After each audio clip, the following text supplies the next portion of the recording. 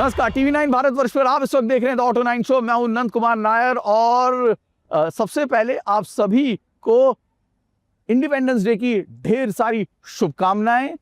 हर हफ्ते की तरह इस हफ्ते भी शो खास रहने वाला है, लेकिन स्वतंत्रता दिवस का मौका है तो महिंद्रा, ये वो समय होता है जब कैलेंडर ब्लॉक रखता है, तो महिंद्रा के पोर्टफोलियो से क्या नया आने वाला है ये हम आपको बताएंगे। इसके अलावा आपकी रेंज एंजाइटी को कम करेंगे, कुछ खास टेस्ट भी हैं जो हमने खास आपके लिए करें, लेकिन उससे पहले शुरुआत कर लेते हैं स्पीड न्यूज के साथ। डुकाटी इंडिया ने भारत में अपनी पॉपुलर मॉन्स्टर का नया V2 मॉडल लॉन्च कर दिया है और इसकी शुरुआती एक शोरूम कीमत 13.99 लाख रुपए रखी गई है, जो पुराने मॉडल से करीब 15,000 रुपए ज्यादा है। इस बाइक की सबसे बड़ी खासियत है इसका नया 890 सीसी V12 इंजन और नया मोनोको शैसी, जिसकी वजह से बाइक का वजन पहले से 5 kg कम हो गया है। इंजन का साइज छोटा होने के बावजूद यह पुराने 937 सीसी इंजन की तरह ही 111 HP की जबरदस्त पावर देता है और 91.1 न्यूटन मीटर का पीक टॉर्क।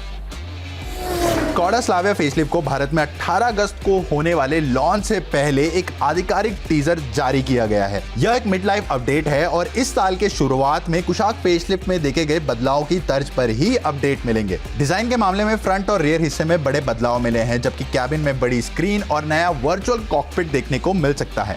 हालांकि इस लिस्ट में 360 डिग्री कैमरा या एडास पैकेज मिलने की उम्मीद नहीं है। एक बड़ा बदलाव 1 लीटर TSI पेट्रोल इंजन के साथ नया 8 स्पीड ऑटोमेटिक ट्रांसमिशन होगा। मुकाबले में है होंडा सिटी, हुंडई वर्ना और फोक्सवैगन की वर्टस। यामाहा ने लॉन्च से पहले अपनी स्पोर्ट्स बाइक यामाहा R2 की प्री बुकिंग शुरू कर दी है। यह बाइक 27 अगस्त को भारतीय बाजार में आधिकारिक रूप से लॉन्च होगी। इसमें 200 सीसी का बड़ा इंजन और करीब 25 bhp की पावर मिलने की उम्मीद है। यामाहा R2 में कंपनी की वेरिएबल वाल्व टेक्नोलॉजी मिलने की भी उम्मीद है। यामाहा R2 का मार्केट में सीधा मुकाबला हीरो करिश्मा XMR और KTM की RC200 जैसी बाइक से होगा। JSW MG मोटर इंडिया ने अपनी आगामी 7 सीटर इलेक्ट्रिक SUV का पहला आधिकारिक टीजर जारी किया है। हेक्टर हॉक को चीन में बिकने वाली वूलिंग स्टारलाइट 560 पर ही तैयार किया जाएगा। यह कंपनी की पहली ऐसी EV होगी जिसे हाल ही में पेश किए गए MG advance drive architecture platform technology यानी अडैप्ट प्लेटफॉर्म पर बनाया गया है। माना जा रहा है कि भारत में इसका EV वर्जन पहले लॉन्च किया जाएगा। ग्लोबल मॉडल में 56.60 किलोवाट का बैटरी पैक मिलता है और क्लेम रेंज करीब 530 किलोमीटर की है। इसके बाद कंपनी इसका PHEV यानी प्लग इन हाइब्रिड वर्जन भी ला सकती है। स्पीड न्यूज के बाद अब वक्त हो चला है स्पॉटलाइट का, और स्पॉटलाइट में इस हफ्ते है महिंद्रा। जो लोग ऑटोमोबाइल इंडस्ट्री को ट्रैक करते हैं वो ये जानते होंगे कि हर साल महिंद्रा 14 और 15 अगस्त वो तारीख है जब अपने नए फ्यूचर प्रोडक्ट्स को या इंडियन प्रोडक्ट में लॉन्च होने वाले प्रोडक्ट्स को दिखाता है। यानी कि 14 और 15 ये एक बहुत खास तारीख बन चुकी है ऑटोमोटिव कैलेंडर में, महिंद्रा के कैलेंडर में। और इस साल भी महिंद्रा ने एक बेहद ही खास चीज इंडियन मार्केट को भेंट भी करी और साथ में दिखाई भी। ग्लोबल प्रोडक्ट, एक पिकअप ट्रक, नाम स्कॉर्पियो लाइफस्टाइलर।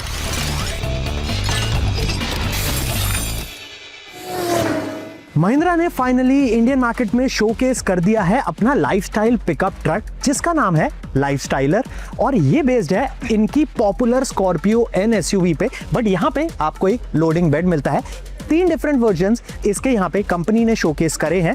अप्रैल 2027 में इसे इंडियन मार्केट में लॉन्च किया जाएगा और साथ ही साथ इसका प्राइस होगा लगभग 20 लाख रुपए। फ्रंट को कंप्लीटली नया डिजाइन दिया गया है। L shape LED DRLs, हनीकोम grill और मस्कुलर स्किड प्लेट जो इसे स्कॉर्पियो N से एकदम अलग आइडेंटिटी देते हैं। साइड प्रोफाइल में डबल कैब स्टैंड्स और चंकी क्लैडिंग इसे रोड पर प्रॉपर नोटिस मी वाला लुक देते हैं। और सबसे बड़ा twist, 3 environment themed edition, valley, reef and trail, मतलब माउंटेन, ओशन और डेजर्ट, तीनों का कैरेक्टर एक ही गाड़ी में। अंदर स्टेप करते ही रगेड एक्सटीरियर का फील भूल जाइए। Portrait touch screen, digital driver display, wireless Apple CarPlay और Android auto, dual zone climate control, everything feels premium. Power के लिए स्कॉर्पियो N वाले ही 2 इंजन मिलते हैं, 175 bhp diesel, 203 HP turbo petrol और साथ में 4 व्हील ड्राइव और मल्टी टेरेन मोड्स। यानी लुक्स प्रीमियम है, लेकिन दिल से ये एक proper off road ready pickup है। अब आता है असली game changer, price. Starting price है 19.79 लाख और लॉन्च अप्रैल 2027 तक होगा। मतलब प्रीमियम पिकअप सेगमेंट में ये एक एंट्री लेवल गेटअवे बन सकता है। और इसका ग्लोबल स्टोरी भी इंटरेस्टिंग है। इंडिया के बाहर ऑस्ट्रेलिया, अफ्रीका और लैटिन अमेरिका जैसे मार्केट्स में ये सिर्फ लाइफस्टाइलर नाम से सेल होगी, बिना स्कॉर्पियो टैग के। कंपटीशन सीधा टोयोटा हाइलक्स और इसूजू डी-मैक्स वी-क्रॉस से है। दोनों 25 लाख के ऊपर जाते हैं। तो लाइफस्टाइलर फीचर्स और कैपेबिलिटी में टक्कर देते हुए भी प्राइस के मामले में काफी एग्रेसिव है और यही इसे सेगमेंट का पोटेंशियल डिसरप्टर बनाता है।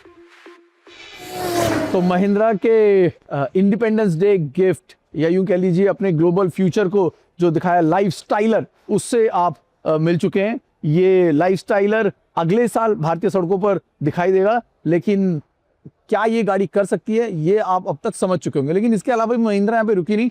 महिंद्रा ने ये BE6 जो कि इसकी बहुत सक्सेसफुल बॉर्न इलेक्ट्रिक गाड़ी है, इसके करीब 8 वेरिएंट्स बाजार में उतारे हैं।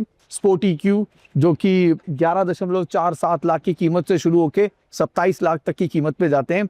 यानी कि जो BE6 के वाइड पोर्टफोलियो के साथ महिंद्रा ने इस इलेक्ट्रिक मार्केट को कैप्चर करने के लिए एक नया कार्ड खेल दिया है। बट इलेक्ट्रिक की बात कर रहे हैं और जब इलेक्ट्रिक की बात होगी, महिंद्रा की बात होगी, तो टाटा को आप कैसे भूल सकते हैं। क्योंकि इलेक्ट्रिक रेवोल्यूशन की बात करें इंडिया में तो टाटा का उसमें एक बहुत बड़ा हाथ है और वहां पर पंच और नेक्सॉन EV सबसे कामयाब इलेक्ट्रिक गाड़ियां आप कह सकते हैं। उन्हीं कामयाब गाड़ियों का हमने किया एक रेंज टेस्ट, क्योंकि दर्शकों की तरफ से हमें आ रहे थे कई सारे सवाल ये जानने के लिए कि जो क्लेम रेंज होती है क्या वो सच होती है। और इसी को साफ करने के लिए जतिन ने पंच EV का किया रेंज टेस्ट। इंडिया में जितना बड़ा इलेक्ट्रिक कार पोर्टफोलियो टाटा का है, उतना शायद किसी भी ब्रांड का नहीं है, क्योंकि यहाँ पे टाटा आपको एंट्री लेवल से लेके बड़ी SUVs तक इलेक्ट्रिक वर्जन्स ऑफर करती है। आज मेरे साथ है टाटा की पंच EV, जो है इनकी one of the best selling electric cars में से एक। आपने इस गाड़ी के रिव्यूज वगैरह बहुत सारे देख लिए होंगे, बट आज हम करेंगे कुछ इंटरेस्टिंग। हम करेंगे इस गाड़ी का रियल वर्ल्ड रेंज टेस्ट, जहां पे मैं इस गाड़ी को लगभग 100 किलोमीटर चलाऊंगा और बताऊंगा कि टाटा की नई पंच EV जितना रेंज क्लेम करती है उतना मिलता है कि नहीं।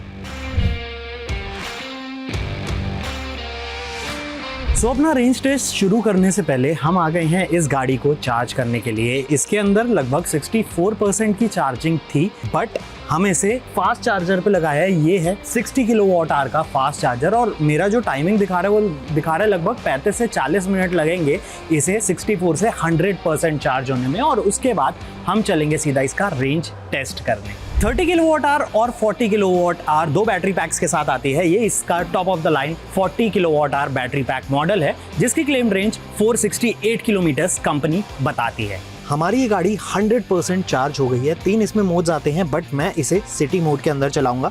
इको मोड में 324 किलोमीटर की रेंज है और सिटी मोड में 309 किलोमीटर की रेंज है। यहाँ पे अगर मैं इसका AC ऑफ कर देता हूँ सिटी मोड में तो 351 किलोमीटर की रेंज आ रही है। तो मैं इसका AC ऑन करके ही इसे चलाने वाला हूँ, बट उससे भी पहले इसका हम ट्रिप मीटर जो है ये भी रीसेट कर लेते हैं। ट्रिप मीटर रीसेट हो गया, तो चलिए अब चलते हैं।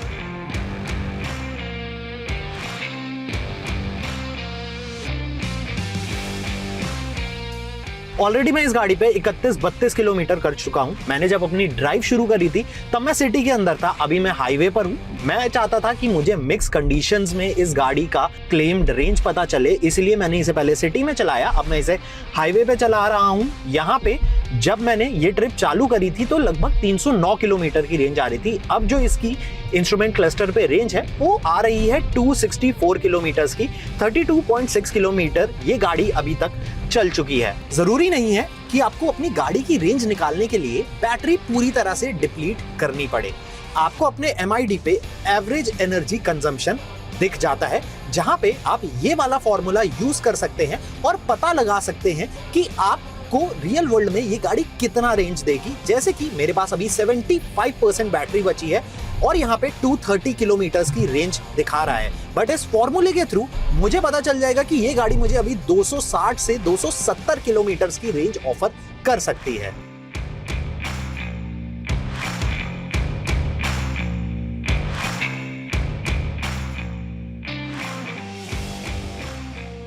तो हमारा टेस्ट काफी ज्यादा इंटरेस्टिंग रहा। हमने काफी मिक्स कंडीशंस में इस गाड़ी को चलाया। मैंने इस गाड़ी को लगभग 100 किलोमीटर के करीब चलाया और यहाँ पे मेरे पास है इसका 40 किलोवाट आवर वर्जन।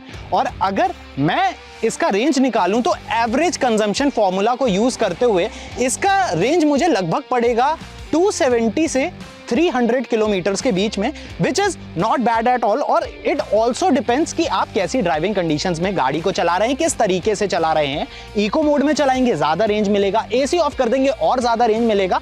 मैंने इसके सिटी मोड पे रखा और इसका एसी ऑन रखा, जिन कंडीशंस पे मैं गाड़ी चलाना प्रेफर करता हूं, तो मुझे इतना इसका रेंज मिला। तो कंपनी जो 400 प्लस का रेंज क्लेम करती है वो तो भाई साहब आपको नहीं मिलने वाला है, बट यहां पे आपको 270 से 300 के बीच में रेंज मिल सकता है। और अगर आप थोड़ा और इसे तमीज से चलाएंगे तो आप 300 से ऊपर भी इसका रेंज प्राप्त कर सकते हैं। चलिए, महिंद्रा की और टाटा की बात हो चुकी है, अब चलते हैं एक और इंडियन कंपनी की तरफ, लेकिन टू व्हीलर बजाज। जी हाँ, बजाज का जो एक सबसे फेमस ब्रांड है वो है पल्सर, और पल्सर अपने 25 साल पूरे कर चुका है। और इस 25 साल को सेलिब्रेट करने के लिए पल्सर 2 वेरिएंटों को इंडियन मार्केट में लॉन्च किया गया। तफसील से जान लेते हैं कि इन दोनों बाइक्स में क्या क्या नया है। बजाज पल्सर के बारे में मुझे इंट्रोडक्शन देने की कोई भी जरूरत नहीं है। सन 2000 में लॉन्च होने के बाद अब तक शायद ये सबसे लॉन्गेस्ट रनिंग नेम प्लेट होगा of a two wheeler brand in India. ये शायद खुद में ही एक ब्रांड बन चुका है। 2026 के लिए बजाज ने अपनी N160 को काफी बड़े अपग्रेड्स दिए हैं। आज के वीडियो में हम सारी बातें जानेंगे। नई N160S और SS में नया 164.5 सीसी वाला 4 वाल्व ऑयल कूल्ड इंजन दिया गया है। यह 18.5 PS की पावर और 14.4 न्यूटन मीटर का टॉर्क जनरेट करता है, जो पुराने 2 वाल्व मॉडल से लगभग 2.5 PS ज्यादा है। कंपनी का दावा है कि यह बाइक 0 से 60 किलोमीटर प्रति घंटा की रफ्तार महज 4.5 सेकंड में पकड़ लेती है, जो इसे सेगमेंट में सबसे तेज बना देता है। तथा आपको मिलता है 5 speed gear box. Electronic throttle body मिलने की वजह से इसमें सेगमेंट फर्स्ट फीचर शामिल किए गए हैं, जिसमें रोड, रेंज, स्पोर्ट और ऑफ रोड समेत 4 राइडिंग मोड्स शामिल हैं, जो सड़क की स्थिति के हिसाब से थ्रॉटल रिस्पॉन्स को बदलते हैं। हालांकि N160S में अब भी आपको मैकेनिकल थ्रॉटल बॉडी मिलती है और राइडिंग मोड्स और ट्रैक्शन कंट्रोल नहीं मिलते। वहीं टॉप वेरिएंट में ट्रैक्शन कंट्रोल का फीचर भी मिलता है। भारी ट्रैफिक में बार बार क्लच दबाने की झंझट खत्म करने के लिए इसमें क्रॉल टेक्नोलॉजी दी गई है, जिससे बाइक धीमी स्पीड में अपने आप आसानी से आगे बढ़ती रहेगी और आपको डाउनशिफ्ट नहीं करना पड़ेगा। N160SS में 5 इंच का TFT डिस्प्ले मिलता है, जिसमें गूगल मैप्स स्क्रीन पर ही दिखाई देता है। इस सेगमेंट की किसी स्पोर्ट्स बाइक में गूगल मैप्स मिररिंग पहली बार दी गई है। N160SS में adjustable clutch lever, radial rare tyre, coloured alloy wheels और नए ग्राफिक्स दिए गए हैं। हालांकि S मॉडल में आपको ये सब फीचर्स नहीं मिलते और ब्लैक्ड आउट एलॉय व्हील्स मिलते हैं। फ्रंट डिस्क ब्रेक का साइज 280 mm से बढ़ाकर 300 mm कर दिया गया है। इसमें सिंगल और डुअल चैनल ABS का ऑप्शन मिलेगा। बाइक में 14 लीटर का फ्यूल टैंक, 795 mm की सीट हाइट और 165 mm का ग्राउंड क्लियरेंस दिया गया है। ये नई पल्सर्स 3 शानदार रंगों में उपलब्ध हैं, जो है Atlantic blue, pearl metallic white और ब्रुकलिन ब्लैक।